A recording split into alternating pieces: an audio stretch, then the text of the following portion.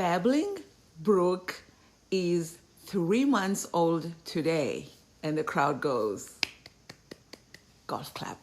Thank you, everybody, for being a part of this. And please stick with us as we continue to grow.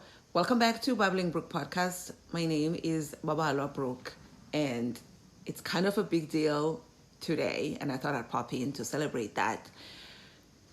I want to shout out the people from the following countries, which is going to be everybody so far, because according to where the podcast has been hosted, this is where they say everybody is from who's been listening.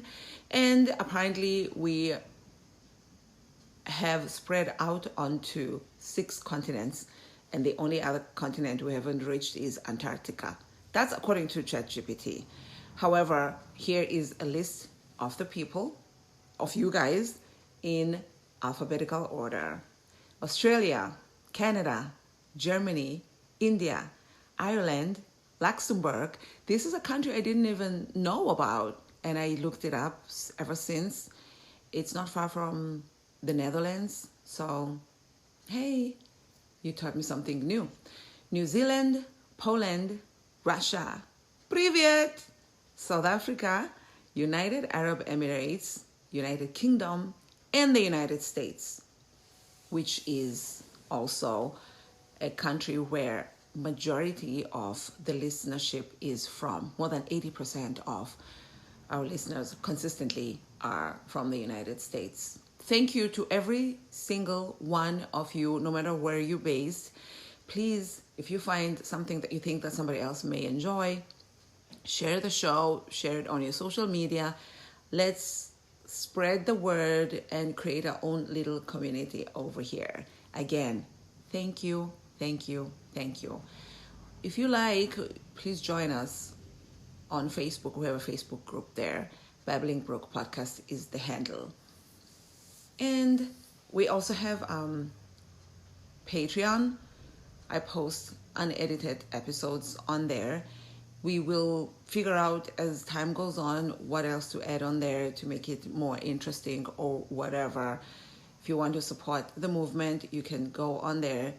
The minimum is a $5 tier. And then we have, I think, 10, 20, and we keep going up, or we don't. I don't know. However, I just wanted to let you know about that. You don't have to join continuously. You can just do like 1 month if you want at whatever tier, or more or none. Thank you, thank you, thank you. I'm very excited. I mean, 55 episodes so far. This is going to be 56. Having only started 3 months ago is kind of a big deal. I'm very proud of myself, and here's to all of us. Cheers.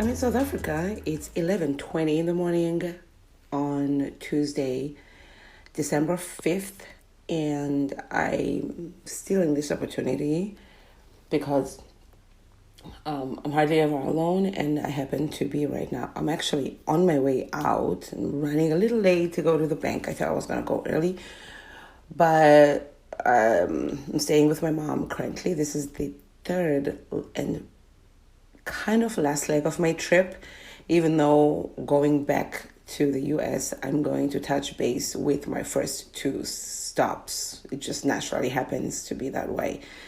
So I'm at my mom's now, and she's elderly, obviously, because I'm elderly myself, so naturally she is. And I am going, so she tends to move a little slower in more ways than one, so we had to look for the key in the morning. That was time consuming, and she kept saying how she's going to be walking because she has issues with her car, and she's going to need to carry heavy stuff to where she works. So it's that kind of deal, which this is my towel, actually. No wonder it looks familiar. Trying to take all of the stuff that's mine back with me to the States. Of course, I'm also limited by weight restrictions flying from the Eastern Cape, which is where my mom lives and my main core of the family, and flying from here to Johannesburg, where I'll be catching the flight to the US. So that's a bit tricky. I'm limited. Well, I'm not super limited because I can always, actually, I need to remember that. I can always just pay, if I happen to have more luggage, I can just pay for the rest, for the second piece of luggage. I keep forgetting that, like in my head, I'm so used to not paying extra luggage, extra luggage, that I've trained my brain to just limit my weight to what is allowed for free. But like, you can pay. Anyway, I'm getting ready to walk out. I'm a bit distracted, but I thought, let me do a quick recording. I am walking now to the bank, and hopefully things go well, because I really want to close that account and just use my dollars if and when I come back to South Africa next time. And this bank has been lingering for a while, but they did really help me go further last time than I had before. Last time meaning last year, my last trip here. I think I'm going to stop talking here because I'm kind of stalling, and I'm actually literally ready to walk out the door. So far, how are things going? Things are going better than I expected. I had so much anxiety about this trip, to the point of I kept fantasizing about just canceling the trip. It seemed, and one of the things that did help me was to keep planning what I'm going to be doing when I head back to the States. That was so helpful because it made me focus not on the impending anxiety-inducing trip, but focus on things that are exciting. So I planned my Christmas trip, which is going to be, hopefully if all things go well, going to be in San Diego. So I planned that, I booked it and stuff, and now I'm here, and my first leg was in Johannesburg with part of my family. That was really great, and I hope I didn't, because I was PMSing when I was there, and I also got sick with the flu, just like I got sick last time when I was in South Africa after my flight. I never get sick with flu. So I hope that I didn't stress them out with my emotional baggage. Maybe that's why I felt better, because I was making somebody, I was trauma dumping on someone else. I hope that's not the case. And now, and then I came and stayed with my other sister, who I got so overwhelmed there, and I was like crying and creating scenarios in my head that I don't think are as stressful as I kind of like making them out to be. And I was just like crying, and she got up and she shut the door like, oh my God, wait.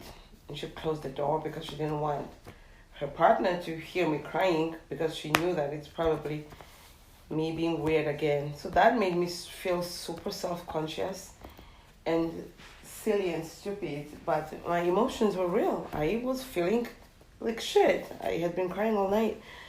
It's a real struggle, but she actually, other than that, she handled it better than I expected and better than I know her to be. So I thought maybe she grew, or maybe I was making her out to be somebody worse than she is. I don't know. But I was so proud of her and so happy that I felt safe in that moment with her. So that was a gift. But I don't want to put my family through that again. I don't know when I'm going to be back in South Africa, if I'm ever going to be back again after this trip, because I just don't want to feel the feelings that I feel when I'm around people. I don't want to be super self-conscious. There are things that I probably can change, but I'm tired of changing. Now I think I'm pretty just going to accept myself and give myself a break and just distance myself from situations that are going to make me feel like self-aware and overly anxious. It's probably not a real solution to the problem, but I'm just going the direction of comfort now. So yeah, I hope this makes sense, because I'm trying to summarize it all. And then I came to my mom a couple of days ago. I haven't seen the rest of the family, but we went to my brother's grave. May his soul rest in eternal peace. That experience was great, and that felt like a gift, because I didn't expect it to go as smoothly and to happen as quickly as it did.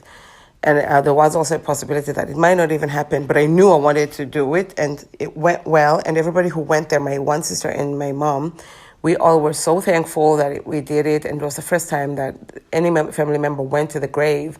And the grave was really good condition. It's making me a little bit emotional.